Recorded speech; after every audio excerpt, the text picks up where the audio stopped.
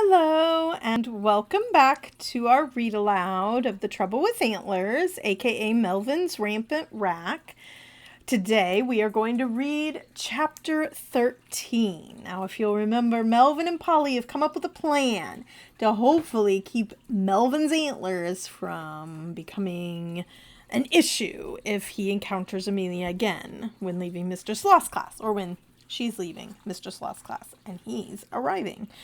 So, let's see if their plan actually works. Chapter 13, The Study. Melvin should have just gone home when he woke up that morning. Instead, he joined Polly and his family for breakfast. Now there wasn't enough time for Melvin to go home and shift a bunch of times before getting to school. If he wanted to conduct their experiment, he was going to have to do it at Polly's house. This was a problem. Unlike Melvin's house, which was quite large to accommodate the occasional moose shift, Polly's home was much smaller.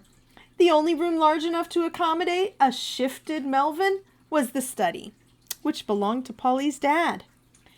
Polly suggested the backyard, but Melvin refused to conduct their experiment where Polly's neighbors might see them, which was how Melvin ended up inside Mr. Porcupine's study, undressing.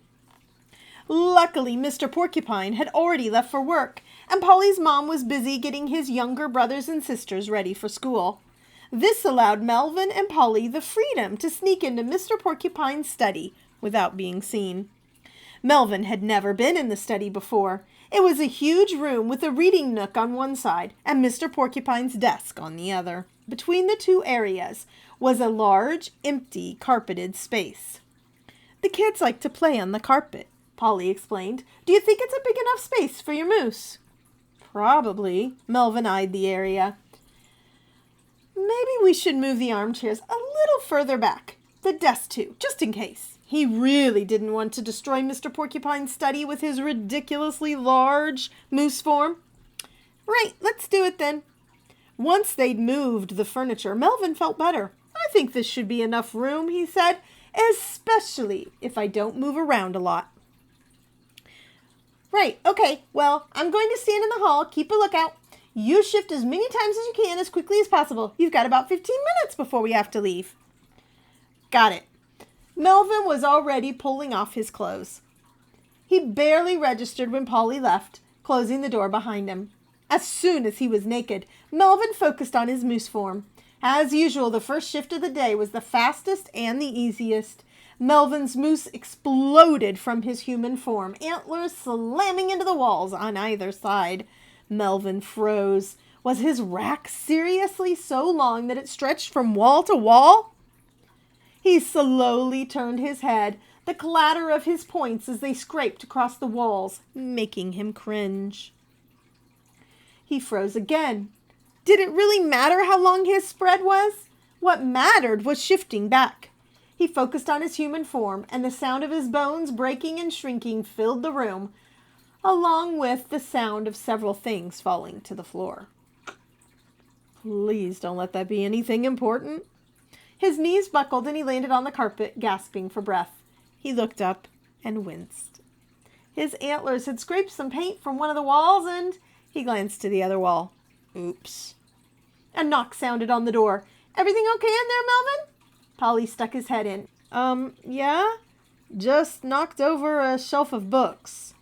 "No worries. You done shifting yet?" "I don't think so." "Okay, well, hurry it up. You're down to 10 minutes.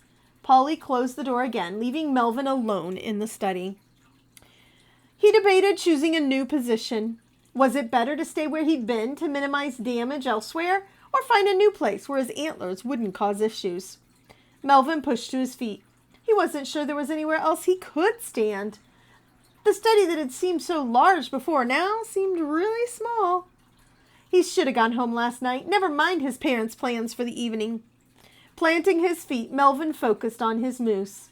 It was harder this time. Not hard enough, though. He shifted and shifted back. Then he did it again. 3 full shifts should do it, right?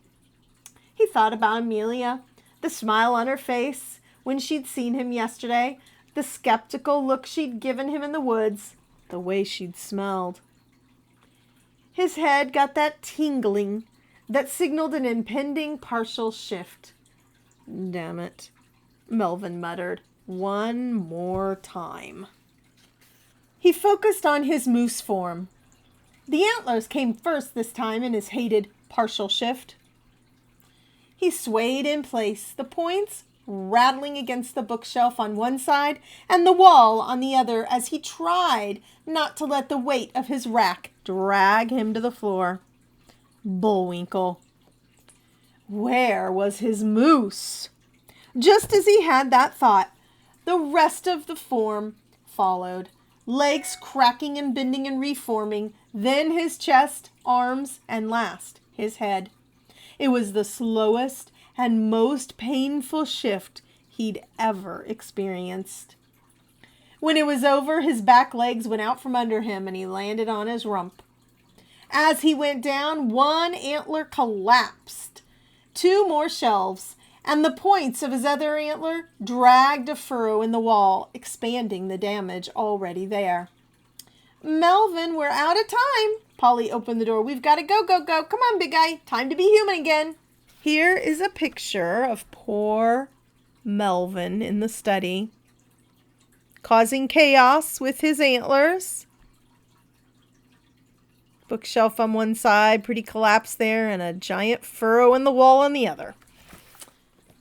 Melvin tried to remember what it was like to shift back to human, tried to picture his human form, tried to force that shift, but his human form had never seemed so far away.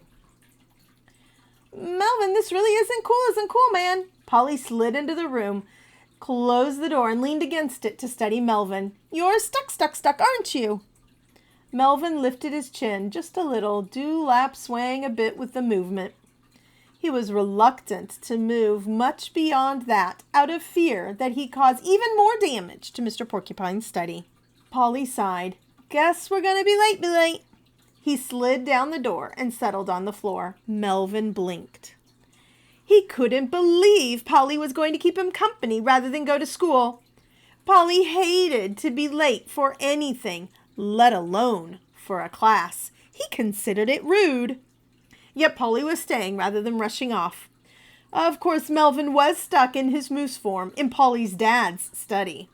Polly was probably worried Melvin would destroy the entire room if left alone.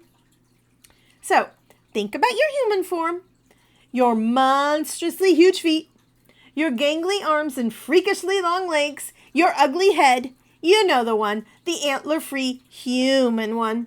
Focus on those and shift. Melvin just stared at him. Yeah, I know you know this, but you gotta focus, Melvin. Focus.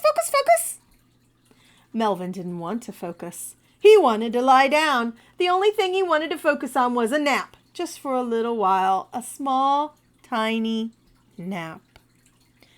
No. Melvin jerked, and his antlers made a screeching sound as they scraped along the study's wall and bookshelf. You can't go to sleep, Melvin. We have to go to school. Besides, if you nap in here, you'll take out the rest of my dad's bookshelves, and probably his desk too on your way down. That was true. Melvin was so tired.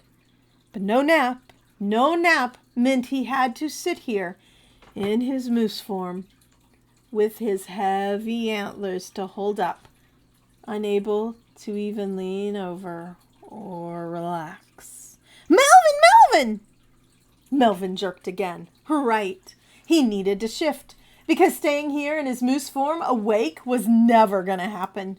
He needed to shift, or he needed a nap. Frankly, he needed both. He pictured his hand reaching out and grabbing his moose form, hauling those antlers back inside, shoving his moose deep, pulling out the human form. Slowly, his moose form shrank, his bones cracking and reforming. His antlers were the last to go, shrinking back into his head, scraping paint and wood as they pulled away from the wall and shelf where they'd lodged.